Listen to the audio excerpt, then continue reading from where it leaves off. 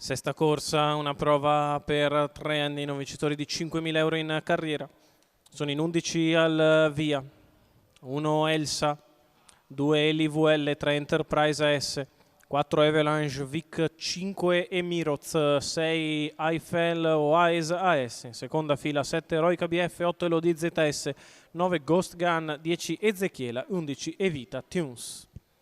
Autostart che ha raccolto i partecipanti e sta per entrare in addirittura per dare il via alla corsa.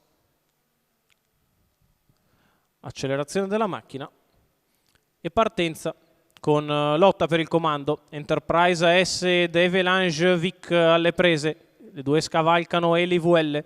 Enterprise S che prende la testa nei confronti di LVL e Avalanche Vic che cerca di parcheggiare in seconda posizione ma non riesce nella manovra.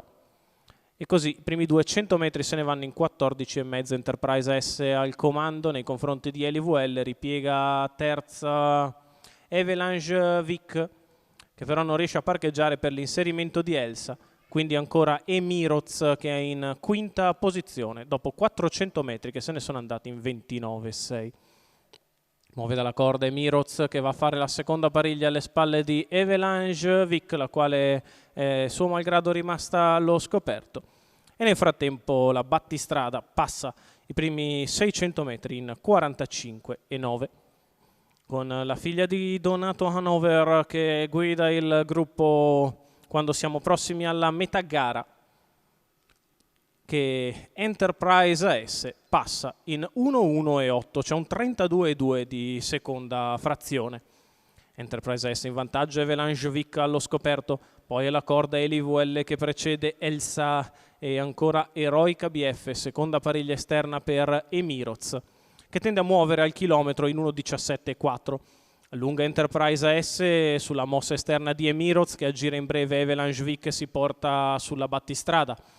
Si muove dalle retrovie anche Evita Tunes. Nel frattempo Enterprise S ha accelerato, ha messo lì un 14,7. Emiroz che con coraggio ci prova di fuori alla corda LVL, quindi Ghost Gun ed Evita Tunes, questi 5 bene avanti rispetto agli altri, con Enterprise S che si difende il comando. LVL seconda la corda, Emiroz che preme al largo, Evita Tunes in mezzo alla pista, la retta arrivo per Enterprise S che è attaccata da Emiroz che tende a passare, Emiroz che passa facile su Enterprise S, attaccato al largo da Evita Tunes, Emiroz che vince su Evita Tunes e Ghost Gun. 32 a chiudere, 1.16.1, ragguaglio cronometrico per il successo di Emiroz. Antonio Greppi in salchi per Michela Racca al training e i colori del signor Roberto Mantia, il terzo successo consecutivo per Emiroz, un figlio di Victor Joe, che riapprezziamo nelle immagini passare dopo percorso in pariglia, venire a battere nettamente i rivali. Al secondo posto sprinta bene a centropista Evita Tunes, al terzo Ghost Gun.